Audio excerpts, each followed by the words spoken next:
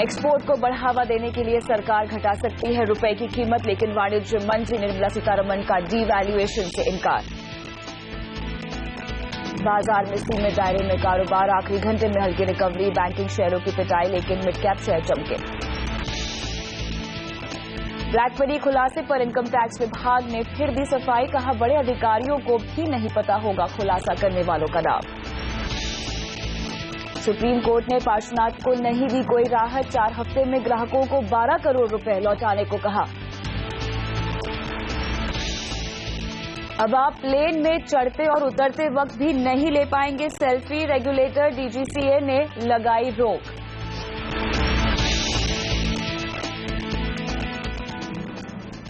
हम बचपन से ही अपने बच्चों को बचत और निवेश के गुर सिखाना चाहते हैं और ऐसा करना भी जरूरी है, क्योंकि इससे आर्थिक जिम्मेदारी की समझ उनमें बढ़ती है। जिंदगी में अहम आर्थिक फैसले लेने में न सिर्फ आसानी होती है, बल्कि सही निर्णय लेने का पहले से ही अनुभव भी हो जाता है उन्हें। नमस्कार, मैं हूं कविता थपलियाल। देखते हैं क्या है खास आज योर मनी में। छात्रों के लिए बचत और निवेश के 5 टिप्स। छात्रों के लिए 5 शानदार फंड। फिक्स डिपॉजिट या म्यूचुअल फंड, कहां से निवेश से फायदा। और आज योर मनी में तमाम मुद्दों पर बात करने के लिए हमारे साथ जुड़ रहे हैं बजाज कैपिटल के सीईओ अनिल चोपड़ा। अनिल जी, आपका स्वागत है। शुरुआत करते हैं और आज हमारा फोकस होगा स्टूडेंट्स की फाइनेंशियल प्लानिंग पर। योर मनी में कई छात्र अपना सवाल हमें भेजते हैं, जहां पर या तो वो अपनी पॉकेट मनी की प्लानिंग हमसे करवाना चाहते हैं, या फिर वो अपनी उच्च शिक्षा के लिए यानी हायर स्टडीज के लिए खुद ही पैसे जोड़ना चाहते हैं। तो आज इन्हीं बच्चों के सवाल हम लेंगे हमारे शो पर। 18 से 20 साल की उम्र के बीच के सवाल हम लेंगे, लेकिन उससे पहले अनिल जी, एक एक करके मैं चाहती हूं कि आप हमें टिप्स दें जो कि स्टूडेंट्स की फाइनेंशियल प्लानिंग में काम आए।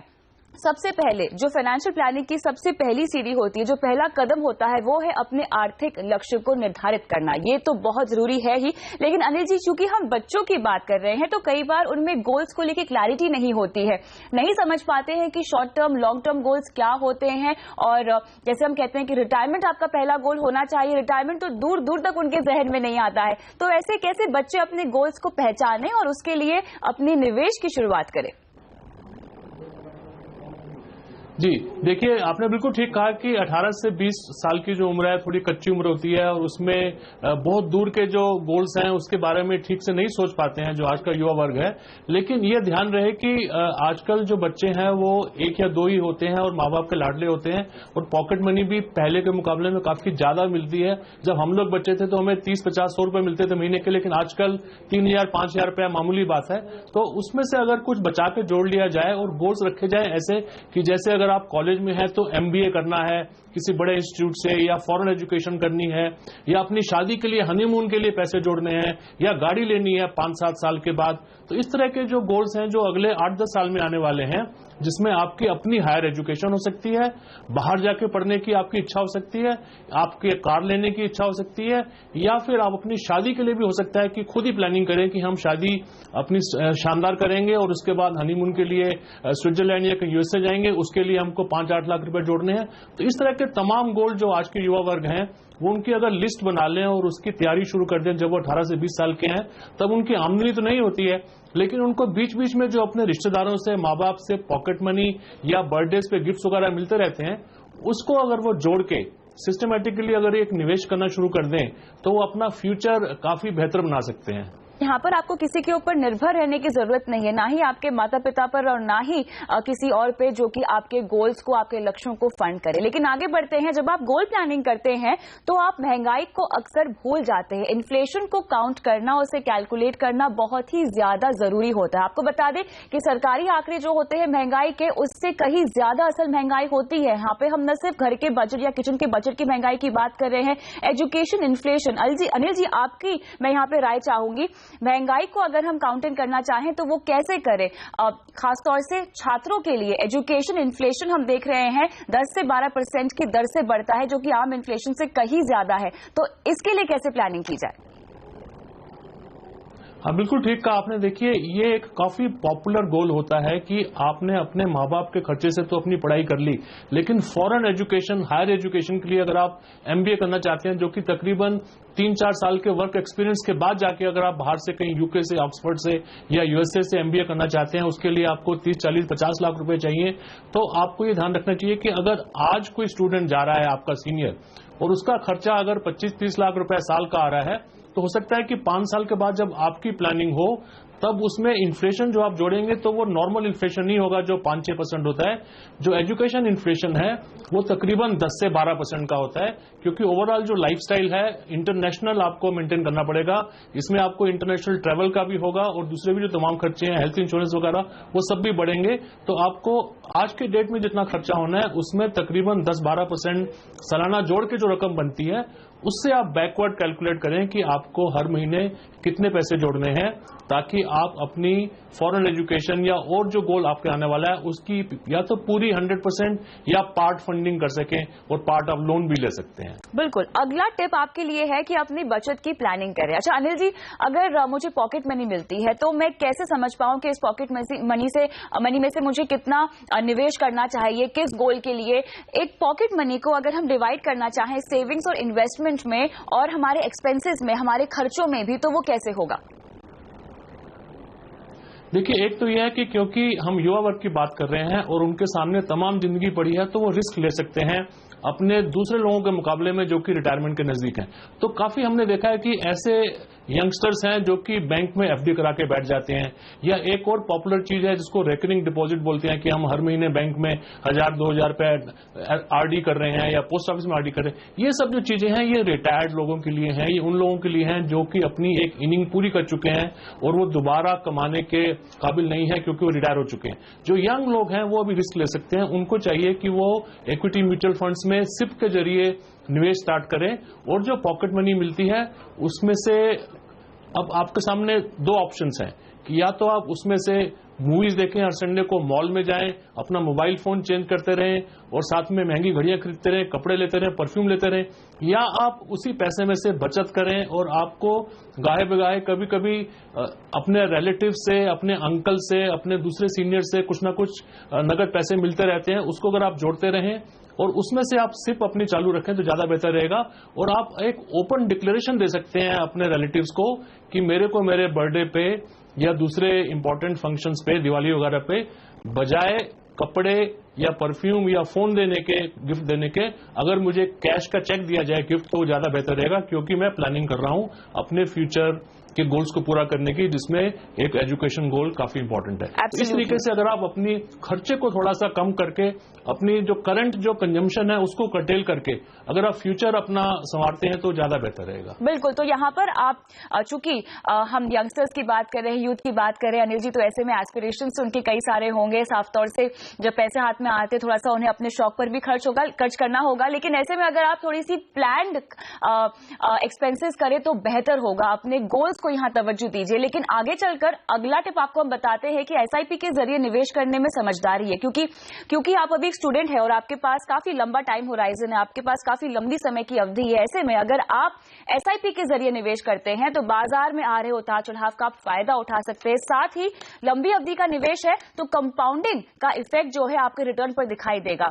ये डिकोड कीजिए अनिल जी कि कंपाउंडिंग इफेक्ट क्या होता है और कैसे बाजार में आ रहे उतार चढ़ाव का फायदा SIP के जरिए उठाया जा सकता है।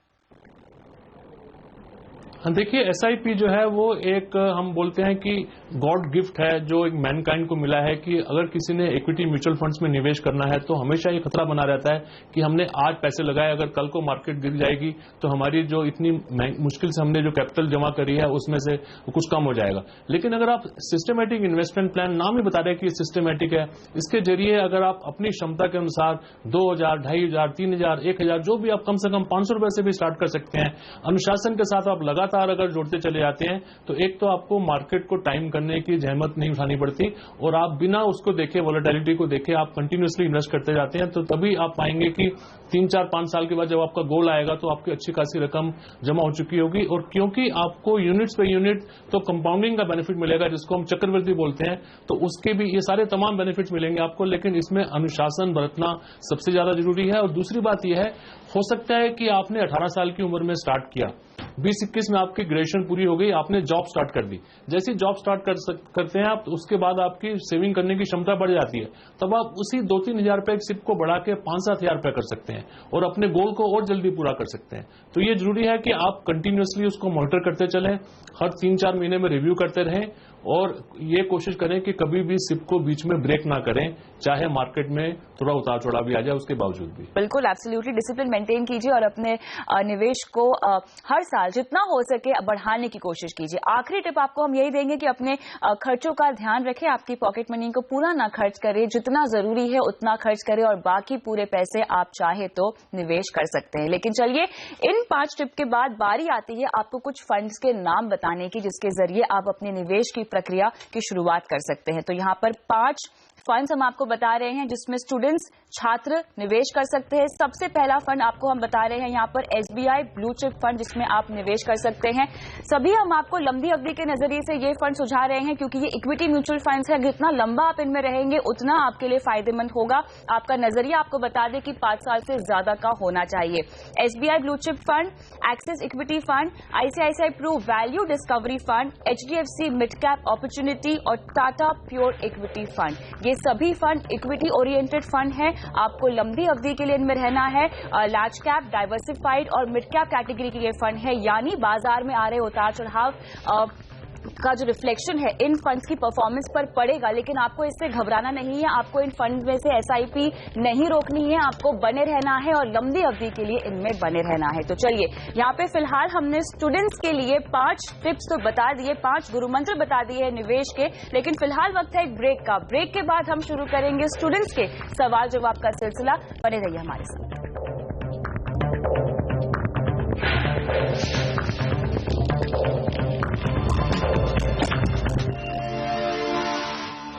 योर मनी में आज हम कर रहे हैं छात्रों की फाइनेंशियल प्लानिंग। कई सारे स्टूडेंट्स ने अपने सवाल हमें भेजे हैं और अनिल चोपड़ा हमारे साथ आज के मेहमान शामिल है शो में। अनिल जी, हम फटाफट देंगे तमाम सवालों के जवाब, लेकिन आइए शुरुआत करते हैं। शानू कुमार का सवाल लेते हैं। इन्होंने ईमेल के जरिए अपना सवाल हमसे पूछा है।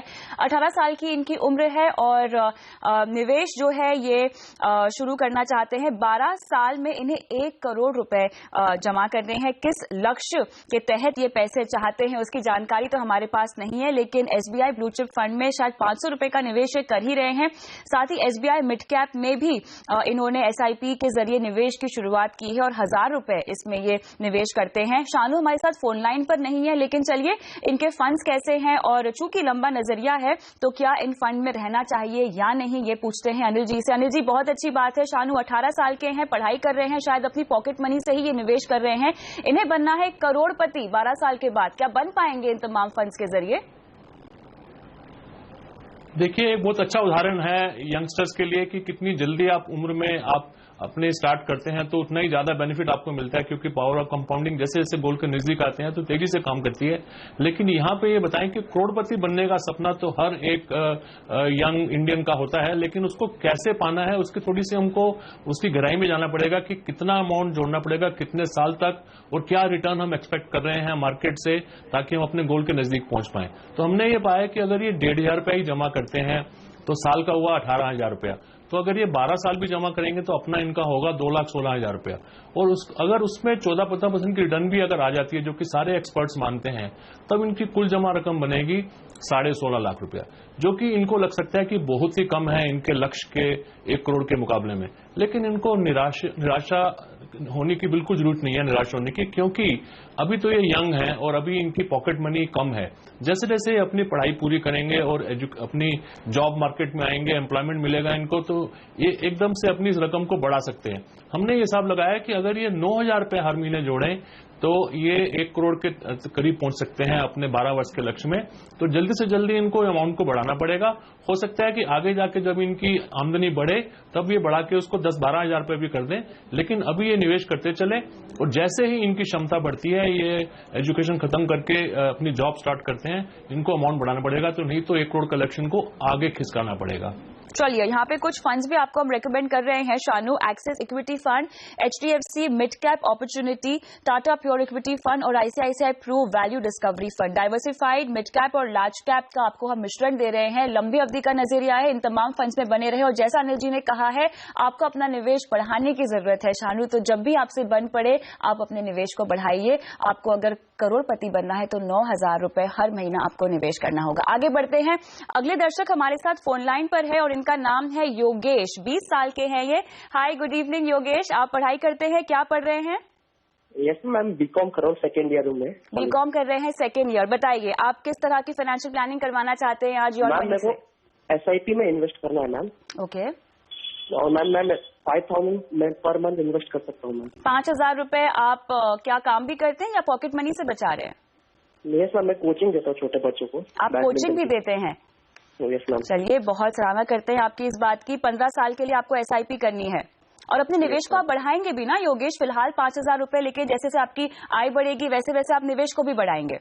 यस मैम, मैं फिर मैम 5-6 साल बाद फिर 10 मैम 15 ऐसे मैम बढ़ाते रहूंगा मैम। ओके, और मुझे ये बताइए, आप क्या करेंगे 15 साल के बाद इस रकम का?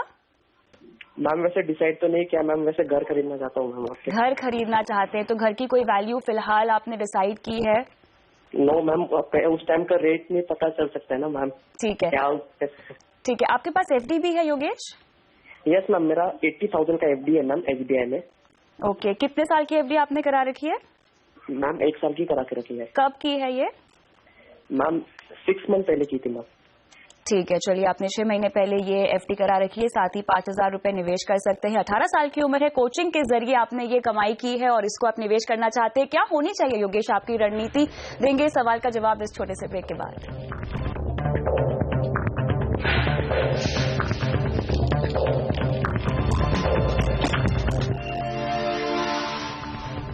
योर मनी में हम दे रहे हैं युवा दर्शकों के सवालों के जवाब और ब्रेक जाने से पहले हमने 20 साल के योगेश का सवाल लिया है। अनिल चोपड़ा हमारे साथ मौजूद हैं जो देंगे इस सवाल का जवाब।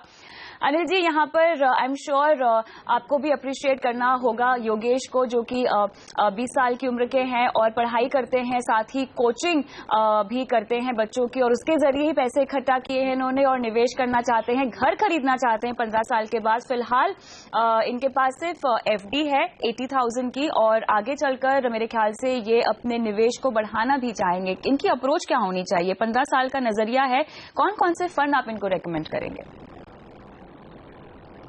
हाँ, देखिए, जो इनके पास 5,000 रुपए हर महीने का ये जोड़ पाते हैं अपनी कोचिंग की इनकम से, तो इनको चाहिए कि उसको ये अच्छी स्कीम्स में डाइवर्सिफाइड इक्विटी म्यूचुअल फंड्स की लार्ज कैप और मिड कैप, जैसे हमने पहले भी कुछ दर्शकों के जवाब में बताया, उनमें लगाकर ये कंटिन्यूसली उसमें निवेश करते चले तो इनका 15 साल में हमने हिसाब लगाया कि अगर 15% की रिटर्न भी आती है तो तकरीबन 34-35 लाख रुपए जुड़ जाएगा।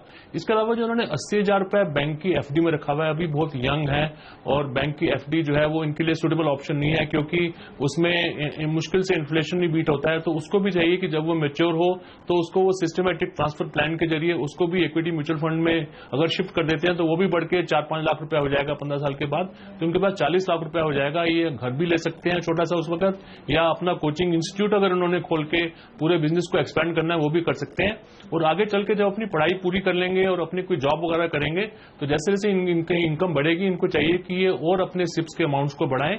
और इनको हम सलाह ये देंगे कि ये ICICI प्रूडेंशियल का वैल्यू डिस्कवरी फंड या फिर HDFC equity fund, Axis equity fund, जो हमने नाम पहले भी सुझाए हैं, उनमें से चुन के ये अपने 5,000 रुपए को 2,500 रुपए की 2 सिपें स्टार्ट करें। चलिए, तो यहाँ पर SBI blue chip fund, Kotak 50, Axis equity fund, Tata pure equity fund, ICICI Pru value discovery fund Yogesh आपको रेकमेंड किया जा रहा है। फिलहाल आपके पास काफी लंबा टाइम होराइजन है। अच्छी बात यह है कि आपने अपने लक्ष्य को निर्धारित कर लिया, आपको घर खरीदना है, लेकिन मैं चाहूंगी कि आप अपने घर की वैल्यू को भी थोड़ा सा आंक ले, सो दैट आपको ये पता चल सके कि आपको कितना अमाउंट निवेश करना है। फिलहाल 5,000 रुपए से ही सही, लेकिन अपने निवेश की आप शुरुआत जरूर करें। इसी के साथ बहुत बहुत शुक्रिया अनिल जी आज शो पर आकर तमाम सवालों के जवाब देने के लिए। योर मनी में अगर आप भी अपना सवाल हमसे पूछना चाहते हैं, अगर आप भी एक छात्र हैं, हमसे चाहते हैं एक फाइनेंशियल प्लान, तो आप व्हाट्सएप कर सकते हैं। नंबर आपकी स्क्रीन पे फ्लैश हो रहा है। अपना नाम जरूर साथ में भेजिएगा। @kavita.th पे अपना सवाल पूछ सकते हैं, या mf@moneycontrol.com हमारा ईमेल आईडी है, जहां पर अपने कॉन्टैक्ट नंबर के साथ अपना सवाल आप हमसे पूछ सकते हैं। फिलहाल इजाजत दीजिए, नमस्कार।